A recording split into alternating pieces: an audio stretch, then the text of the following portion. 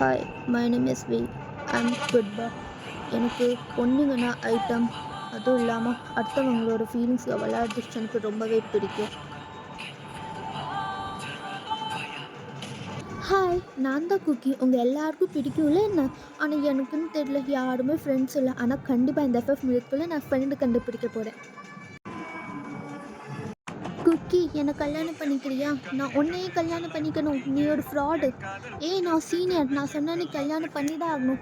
பார்க்கலாம் பார்க்கலாம், முதல்ல என்னை இம்ப்ரெஸ் பண்ணி காட்டு. அப்போ உன்னை கல்யாணம் பண்ணணுமா இல்லை பண்ணக்கூடாதான்னு நான் டிசைட் பண்ணுறேன். பாரு, நீ தான் எனக்கு குக்கி.